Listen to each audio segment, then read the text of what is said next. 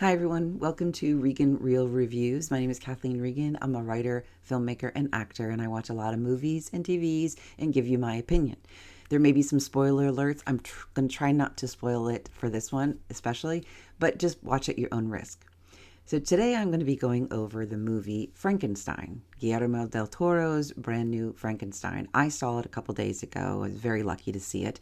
I believe it's going to be in some select theaters, but it releases on Netflix November 7th. So before I get into my review, I want to play you something. When I left the theater, Midtown Manhattan, right on 59th, crowded on a Saturday, I tape recorded my immediate reaction to the film. So I did not do a video because I don't do videos walking down the street in the middle of Manhattan on a Saturday when everyone's walking around.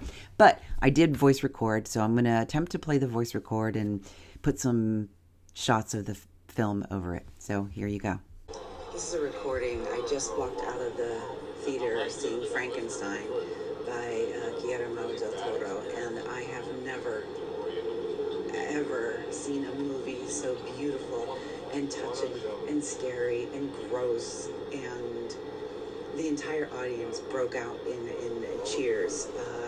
It was truly an amazing work of art, and I just feel sad that I'm not going to be able to witness it for the first time again. The light that he used and the colors that he used and the moments of black and white and splashes of red or yellow, and the way he even twice during the movie the entire screen went black and everyone in the theater was waiting on bated breath for the entire moment. It was absolutely beautiful. That's all I can say about it. If I could give it more than 5 reels, I would give it more than 5 reels. It's been a couple days now since I've seen Frankenstein, and I am still thinking about it. Which is what you really want, right? From grand movies, you want to continue to think about it and be curious about it. So, Frankenstein. Guillermo del Toro, he obviously adapted this book by the book from Mary Shelley. Now, I was leaving the audience, and some of the people said, "Oh, well, it's an adaptation. It didn't really follow it exactly." It didn't. Okay. The love interest that usually was Victor Frankenstein, the mad scientist, she is now the fiance of his younger brother. I think it works. I don't think it really detracts from that at all. It actually makes the mad scientist just sort of even madder, a little bit crazier. I do want to go over some of the actors, and I have to say, I did not know these actors before this. I really didn't. I looked up on IMDb, and I'm not really familiar with their work. They were tremendous. The casting in this was brilliant. So Oscar Isaac plays Victor Frankenstein, sort of the mad scientist. And apparently Guillermo del Toro had no one else in mind for this part. He wanted Oscar Isaac, and he was right. He was beyond great in this. Jacob Flaherty plays Frankenstein the monster. Christoph Waltz is in this. You may remember him from Inglourious Basterds, a whole bunch of other things. The German guy. He does this part just tremendously evil and sly and fantastic. He plays Harlander, who kind of funds Victor Frankenstein to make the monster Frankenstein. Mia Goth plays the love interest of Elizabeth, and like I said, she is the love interest of the younger brother of Frankenstein, and really fantastic. Another shout out goes to the costume designer, Kate Howley. I hope I'm pronouncing that right, about Haley. The costumes in here were just beautiful, and it is set in the 19th century Europe, but let me read a quote from here. When Shelley wrote Frankenstein, it was not a period piece. It was supposed to be a modern book, so I didn't want to see pastel colors from period pieces. I wanted to be luscious, full of color, with swaggering fashions, modern fashions for the 19th century. And it does all that. I mean, some of the dresses that Mia Goth had, oh, Lordy, I would wear them today, walking down the street. I mean, that's how, timeless, but also 19th century. And the hats, the hats were just gorgeous as well. So that was a little bit about the costumes. Guillermo del Toro has been thinking about this movie his entire life. He has been thinking about Frankenstein, which is his favorite monster, he said when he was a boy, thinking about this masterpiece and putting it into reality was just a dream of his. And it kind of was delayed a little bit because they were going to do sort of a trilogy of different monsters, and that was going to be part of it. And then he was going to take Frankenstein and make it 3 different movies, but they put it all into one. It is long. I want to say it's 2 hours and some, but and they did break it down into 3 sections, sort of like a prelude, and then they have the point of view from Victor Frankenstein, then the point of view from Frankenstein the monster, which usually, those are hard to do, those flip kind of points of view, but it totally worked. It 100% worked, and I loved it. So that was good. And Guillermo del Toro calls Frankenstein his patron saint, which I thought was interesting. And he says, this is a quote from Guillermo, "I've lived with Mary Shelley's creation all my life. For me, it's the Bible. But I wanted to make it my own, to sing it back in a different key with a different emotion." And what he said also was he didn't want to make a horror film. To him, this was a romance. It was a romance for him, and it truly was. There was the romance with, Victor Frankenstein and Mia Goth, and that kind of love, kind of connection. But there was also this really deep love between Frankenstein the monster and Victor that made Victor even more insane. And there was love between Frankenstein the monster and people that he met. And you could see this really soft side of this monster that you were, kind of engaged with and felt bad for the monster at points, and then other points you didn't. So that was really interesting to me. The monster actually was originally going to be played by Andrew Garfield, who is also one of my favorite actors, and I would watch him in anything.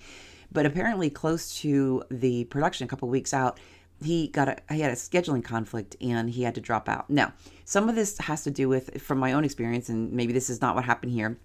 It's not like, oh my God, I totally forgot I had this, other movie that I was doing.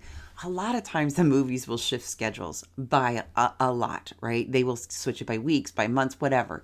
They may switch all of your scenes that have to be later because of whatever reason. So it's not, Andrew or his agent forgot about something. I'm assuming something like that happened, that Andrew couldn't make it, but maybe I'm wrong. I don't know.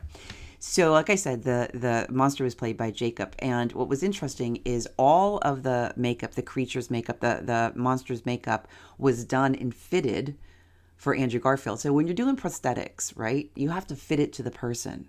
You have to fit it to the person. If you've never seen the competition Face Off about, doing all the special effects makeup, and you need to watch that. First of all, it's really good. It's got a lot of seasons out there. But when you fit prosthetics and you perfect them with the coloring and everything else, and how are you going to put them on and take them off, or maybe do 17 versions of it so you can constantly have a fresh one, whatever it is, you suit it to that person. So the makeup artist, let me just find out who the makeup artist, I have it written down, I promise. Makeup is done by, the main prosthetic makeup was done by Alexandra Anger. So she fitted all of this costume to Andrew, and then when he had to drop out, she had to do it all over again to fit Jacob, and she only had a few weeks to do it. That's amazing. I mean, I have never heard of someone doing something that fantastic and beautiful in a few weeks.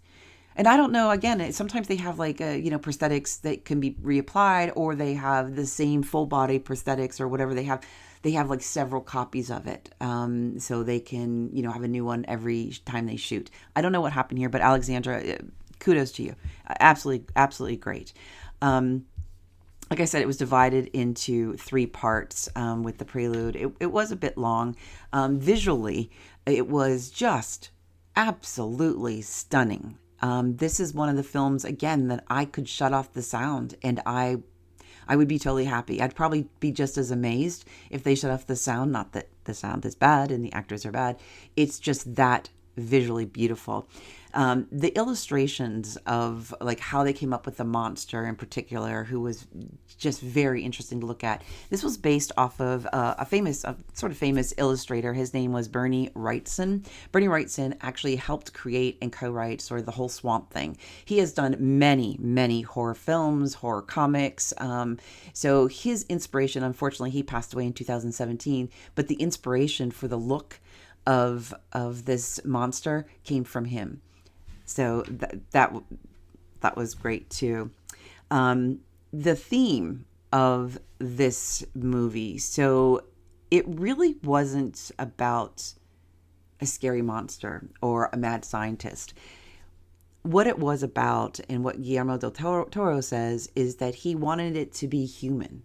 He wanted to be about a creature and a father and son love. And he wanted it to be about seeking and how we seek and crave love and how we seek and crave understanding, no matter who we are and what position we are. And how the creature and Victor both sort of set out to find this love and to seek this understanding as well.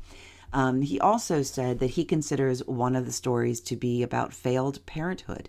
There is, in the prelude, Victor Frankenstein and how he grew up. It's very minimal, but it serves a purpose. It 100% serves a purpose on this. And his father was just beyond sort of evil, and the setting that he grew up in was not ideal by any means. And also one of the themes was the mishandling of science. And I think they did that perfectly, because you see the inspiration of a scientist and how maybe they took it a little far. And then when they're finished the creation, that took them years, months, whatever it is, there's a little bit of regret. Like, now what? Right? Now what? Now what do I do? I did my masterpiece, my scientific masterpiece, my monster. I created this monster. Now what?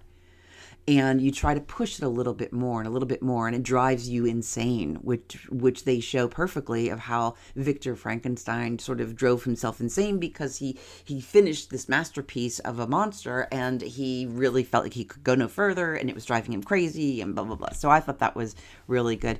Another quote from Guillermo, he said, "For me, it's not a cautionary tale. It's about a human spirit.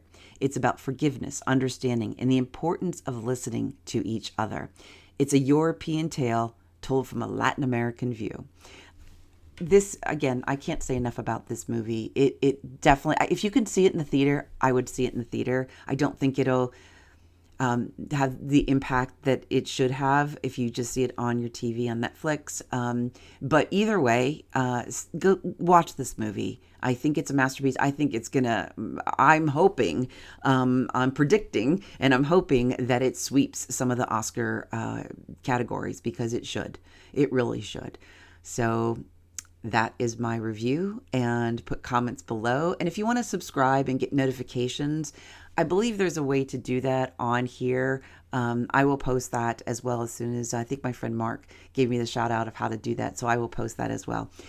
Thank you for watching Regan Real Reviews, and have fun watching the movies. Thanks.